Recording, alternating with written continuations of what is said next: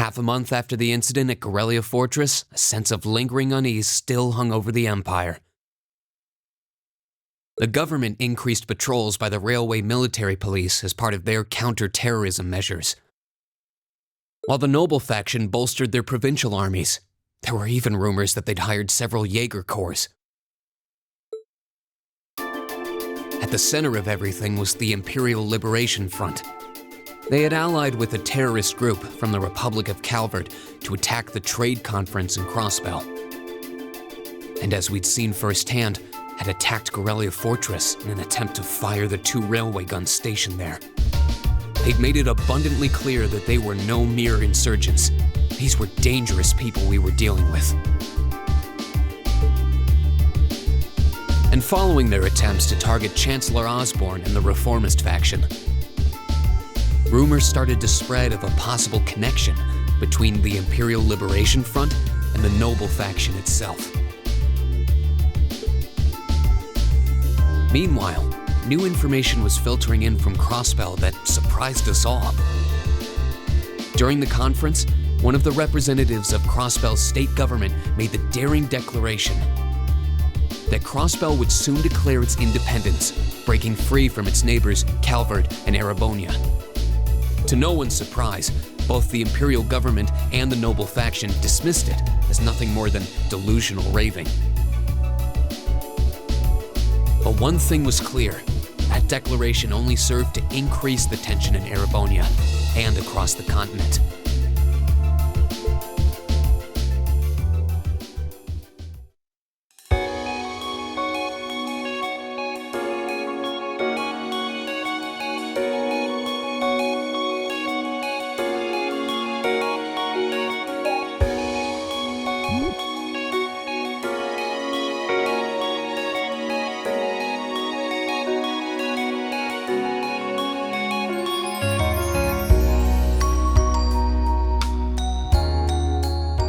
Cool, clear autumn day, the Academy's prestigious board of directors gathered for their first meeting of the year.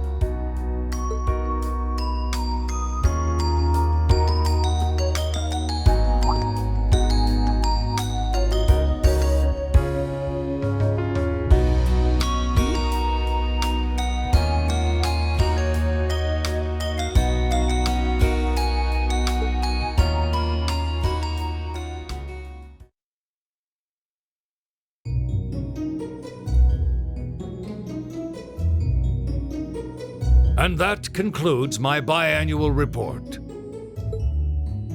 Good, good. It seems the Academy is running like a well-oiled machine.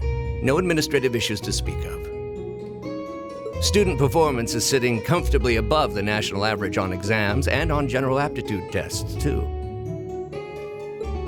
The second-year students seem to be having a banner year as well. The Student Council President, in particular, has built up an outstanding array of extracurricular achievements. Well, she attended last month's trade conference, and from what I hear, she put the professional secretaries to shame. I only wish the conference could have ended on a more positive note. I'll say, the share prices of my company have been on a real roller coaster ride ever since. Undoubtedly, what happened at the trade conference has wreaked havoc on the economy as a whole. But moving on.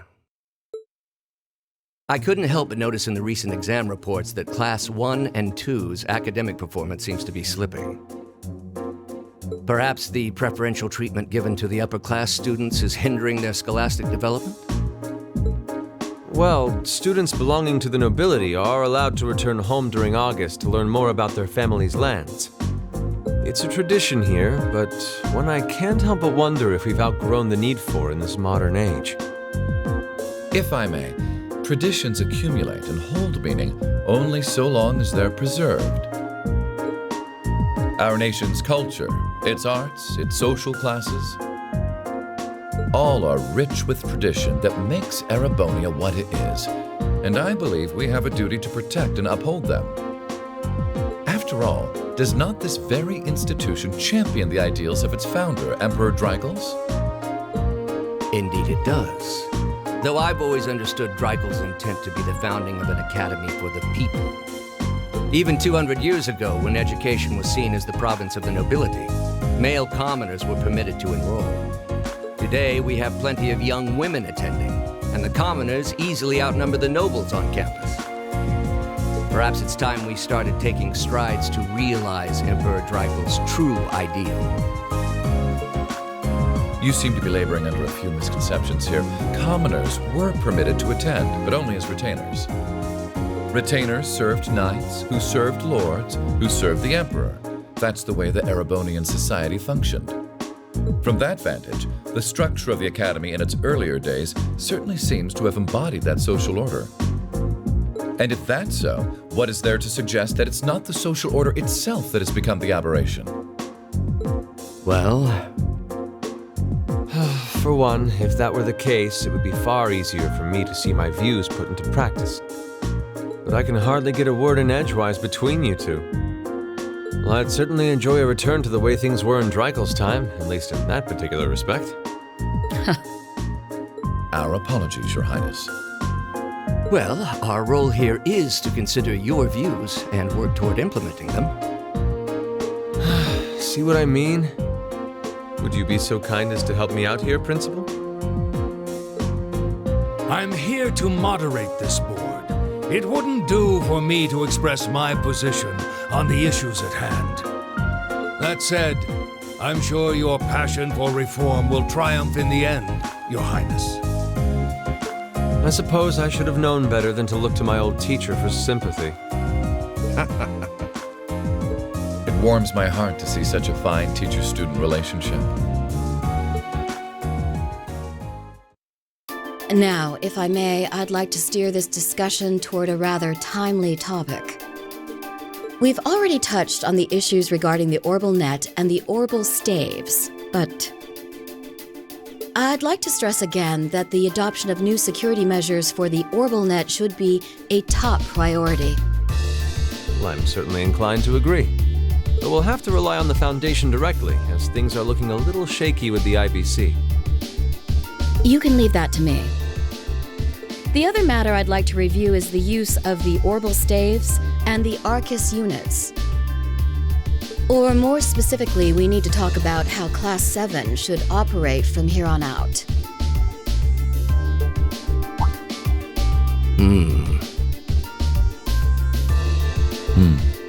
Setting aside the fact that my daughter is a member of Class 7, I think we need to reconsider how the class should be run, in light of what happened at Corellia Fortress.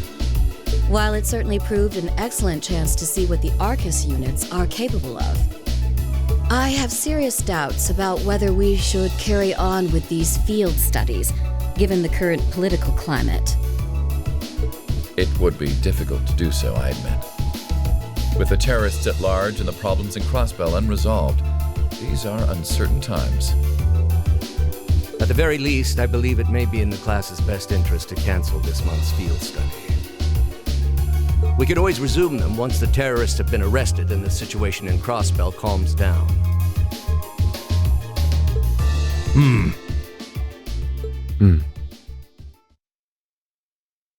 Arise, O youth, and become the foundation of the world. I'm sure you all recognize the words of Emperor Dreikel's. They become something of a school motto here. It's my belief that Class 7's actions at Corellia Fortress perfectly embody the spirit of that directive. They stood together to stop a tragedy in the making and, in a sense, protected the foundation of our world. No one ordered them to do it. They took action of their own free will, because they knew in their hearts what was right. Some might call it recklessness. Some may think it rash. Some may even venture to call it hubris. However, as chairman of this academy, I'm incredibly proud of what the brave young men and women of Class 7 achieved. Your Highness.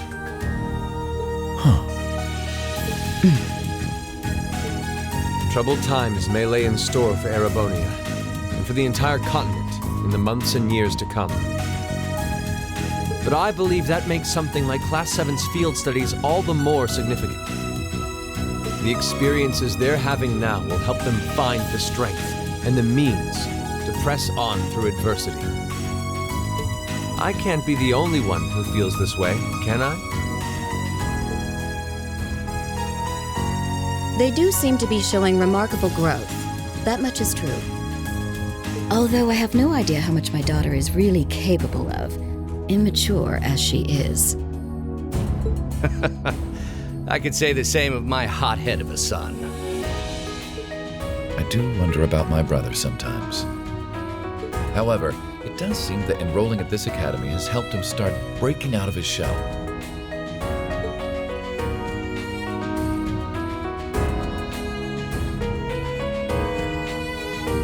With the Academy Festival coming next month, we hadn't even planned a field study. So the issue at hand is just whether to hold a field study at the end of this month or not. I'd like to ask those in favor of going ahead with this month's field study to please raise their hands.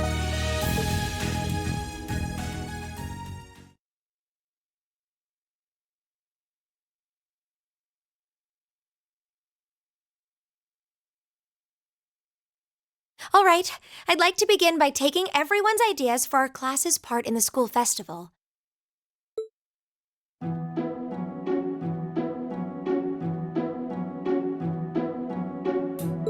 The festival will run for 2 days next month, the 23rd and the 24th. Equipment setup and the other preparatory work will begin in the afternoon 2 days before the start of the festival.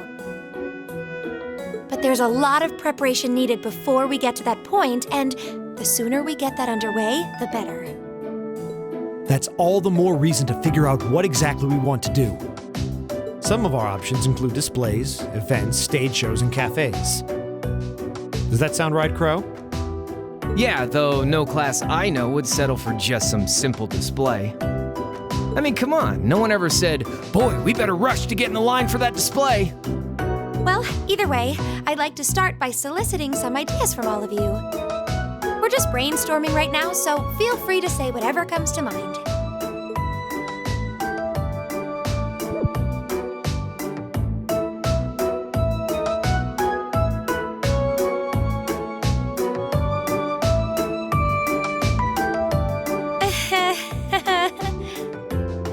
Would it kill you all to give just a teensy bit of cooperation?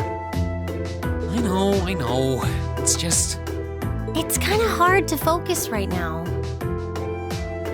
You're one to talk, standing up there with your nervous fidgeting. Well, I can't say I'm surprised. The board of directors is in session as we speak, deciding what'll happen to our class. And those of us with family members who sit on that board probably have even more cause for concern.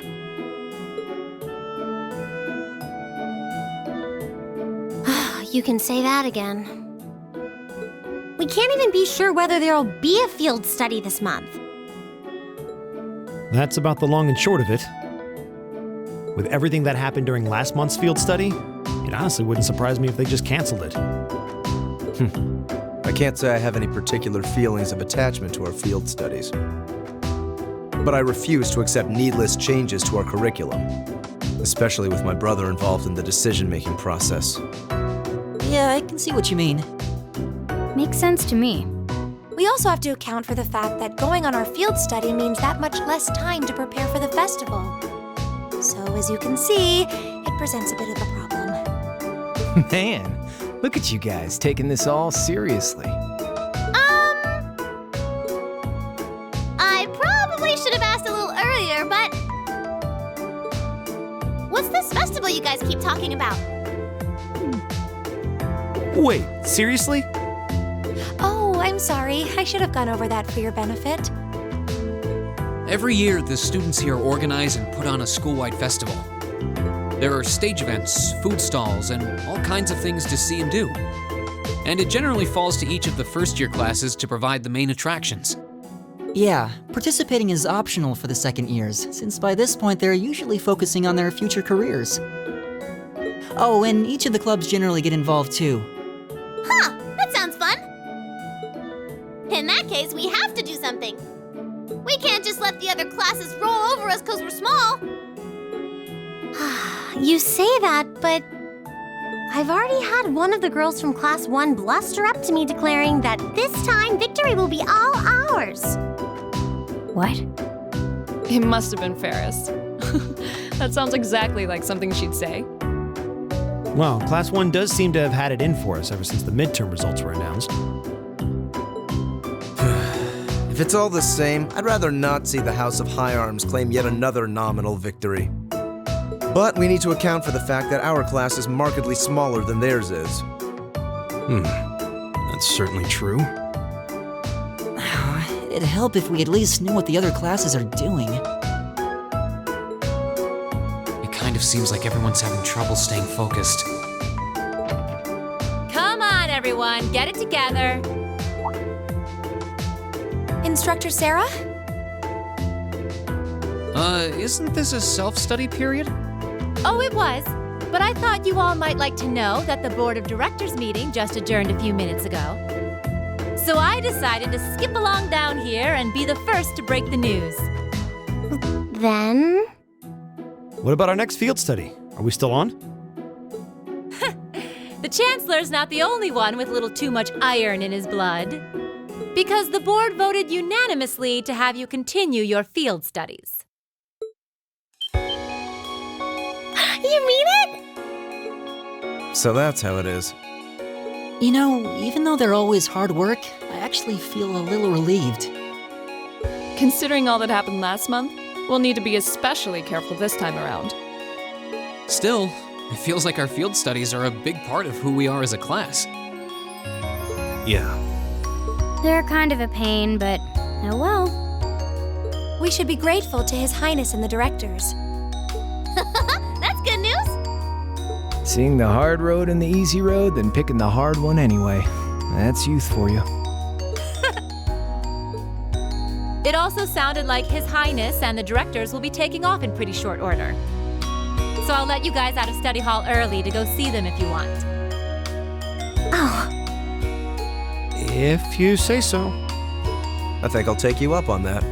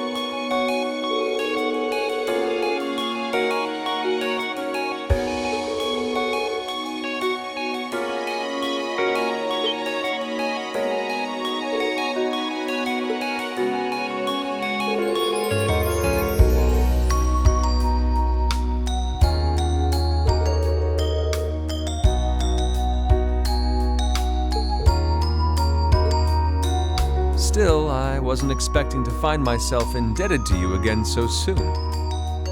Without your intervention, the Chancellor and I would have met our maker in Crossbow. Don't mention it. We're just relieved you're all okay, Your Highness. Indeed. I'm glad you were able to focus on making a positive contribution at the conference. I wish I could tell you that's exactly what I did. I could scarcely find a place to chime in once the Chancellor and the Republic's President got going. Though the Mayor of Crossbell managed to dumbfound even them. I presume you're referring to his proposal for Crossbell's independence? Hard to believe it could actually happen. Well, as long as both Erebonia and Calvard refuse to accept it, the likelihood of it actually happening is incredibly low. Still, they're planning to hold a referendum on the issue to see if the population is in favor of it. So there'll be plenty more chances for disputes to break out over the issue. Well, neither of them want to lose all that sweet tax revenue from Crossbell. Half of it flows into the provinces too, so fat chance the noble faction's gonna take that line down. Milliam. I swear, this kid has all the delicacy of a rock to the face. So you're Milliam, are you? Your name seems to have come up with increasing frequency lately. Well, I was hoping for a chance to see the famous Eric Getlem in action, though. Oh, sure thing. Come on, Lamp! Whoa there. Cool your jets. I'm not sure this is the best place to call out Eric Getlem. Just a hunch. Lame. Objection overruled. That could have gotten messy. Honestly, it would save us all a lot of trouble if you could just refrain from saying whatever pops into your mind, too. Lame. Oh, who might you be? Say, are you from the Vander family? The one who serves as the prince's bodyguard? Oh, did Neidhart mention me?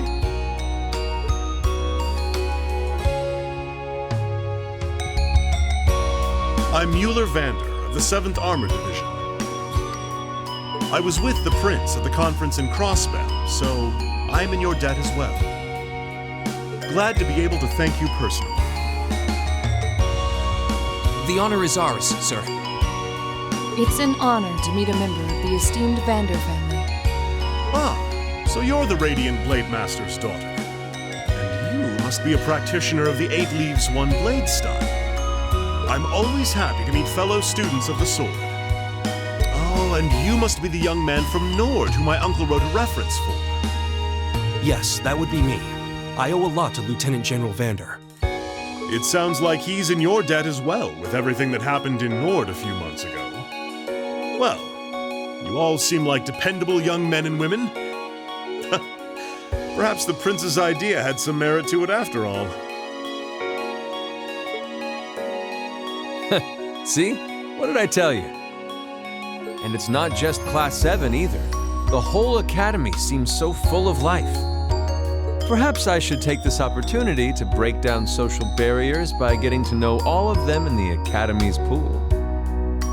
If you really want to work up a sweat, I'd be glad to let you run back to Heimdall. If you kept up a good sprint, I'll bet you could even make it in a couple hours. You'd actually make me do it, too. Cruelty. My name is Mueller. It's like their hearts practically beat in sync. That's certainly one way to look at it. I wonder how long they've known each other.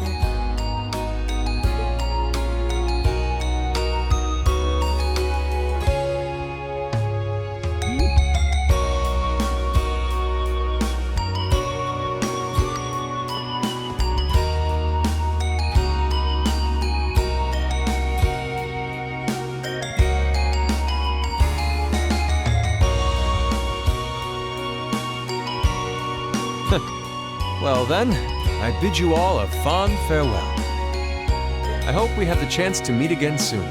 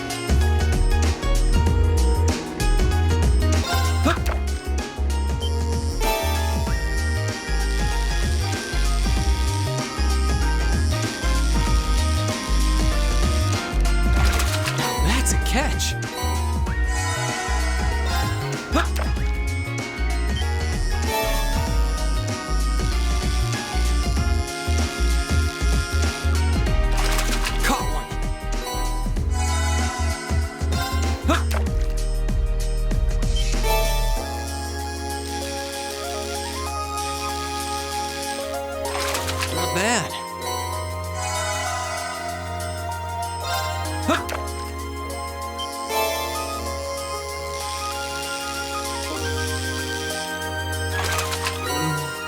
What even is this?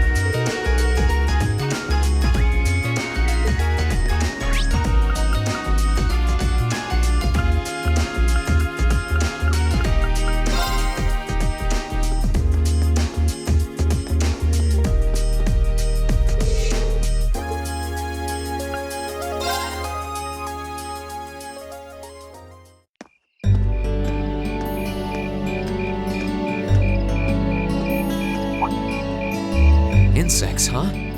Well, it is fall, I guess. Hard to believe I've already been here half a year. The festival used to seem so far off, and now it's just next month. The past 6 months really have flown by. Huh? Is that you, Reed?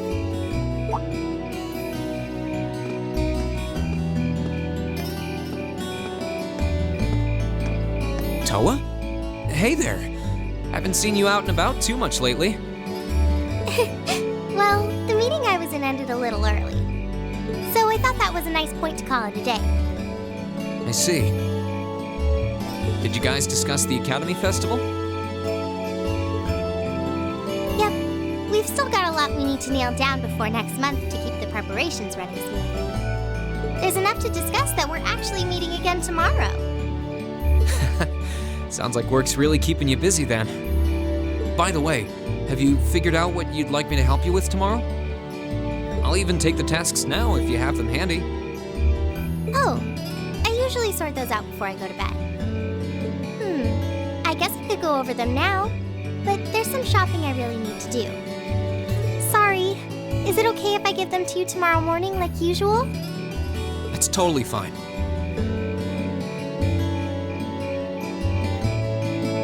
Wayne, there's something I want to tell you, and I'm sorry it's taken me so long to say it, but I want you and everyone from Class 7 to know how grateful I am for what you did at Corellia Fortress.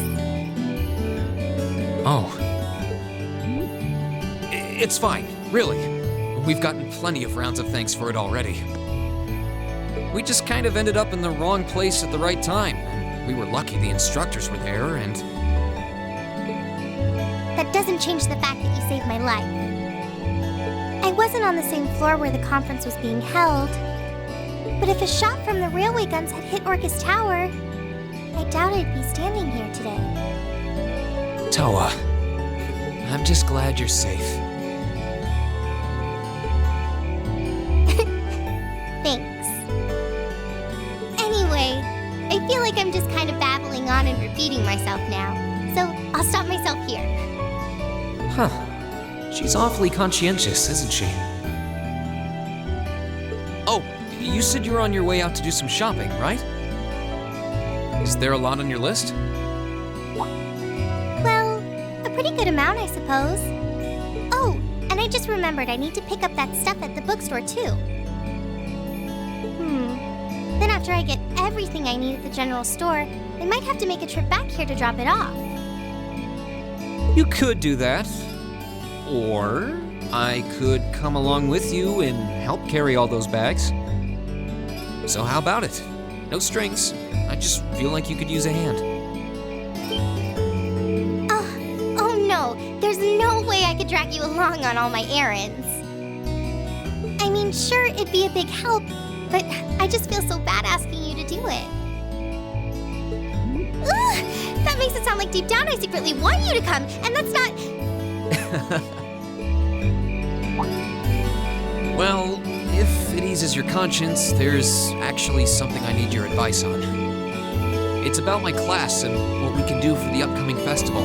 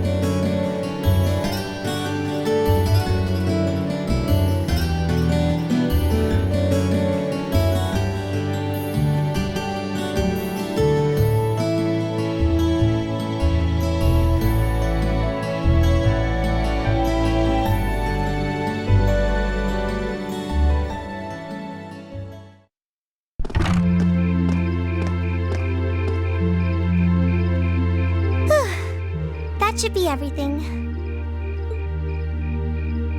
Wow, is it this late already?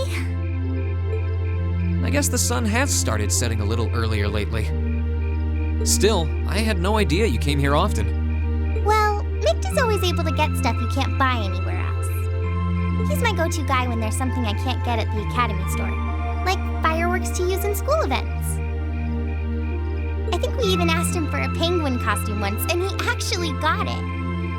Yeah, It sounds like you have a pretty unique shopping list. Uh-huh. Wait! How did you end up with all those bags? Oh no, I'm so sorry. Here, give me some of those. Don't worry about it. I'm fine. You're carrying plenty as it is.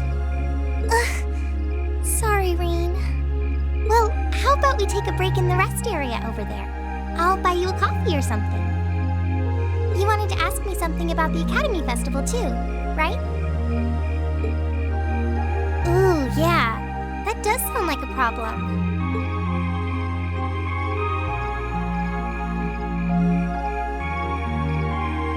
Well, your class doesn't have enough people to do anything that involves large-scale equipment or decorations. You all could get together and run a little cafe without any problems, if you all wanted to do something like that. I'd thought about it, yeah. Still, if we're going to do something, I at least want it to be as impressive as what the other classes are doing. Feeling a little competitive, aren't we, Reen? Well, you have enough people to put on a play or run a game tournament. But other first-year classes have already applied to do both of those. I see. I don't really want to copy an idea another class is already doing. Actually, didn't you, Crow, Angelica, and George use the stage for your exhibit last year? You heard about that? How much do you know? Not too much. All of them seemed to dance around the details. One thing they all agreed on, though, was that it was a real hit. Me and my big mouth. You really want to know? If you don't mind telling me, anyway. Who knows? It might help me think of something Class 7 could do. Well, if you insist, I can't turn down a chance to help a sweet, fledgling first year, especially after how much you helped me. I'll reach down to my toes and muster every last bit of courage to tell you. Thanks. Was it some kind of traumatic experience or something? Well, in short, we put on a musical performance. A little concert of sorts, you could say. Wow, really? I wouldn't have expected that from you guys. So you can play an instrument then? I am afraid not. That's how I got stuck being the singer. Angie, Crow, and George all played for the show, though. Wow, that actually sounds like it'd be a lot of fun. If we put on a musical show, I'm sure Elliot would be a big help. So, what kind of music was it? Classical? Folk? Show tunes? Well, it's hard to describe, but it was passionate, really modern. I'm not sure I get what you mean. Well, it's not really a genre that's caught on in the Empire yet. You definitely wouldn't hear it played in Heimdall's Opera House, that's for sure. Huh?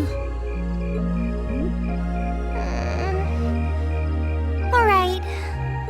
Do you have some free time tomorrow evening? If you can't come until after you're done exploring the old schoolhouse, that's okay with me.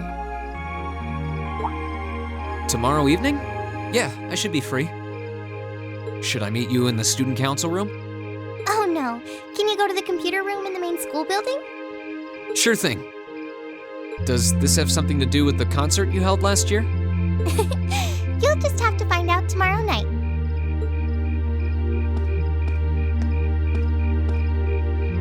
Anyway, sorry to keep asking favors of you, but would you mind coming to the lower class dormitory with me? If we stay out here much longer, we're going to miss dinner at the dorms. You have a point. But really, I'm fine with all the bags. Just leave the heavy lifting to me. You're so stubborn.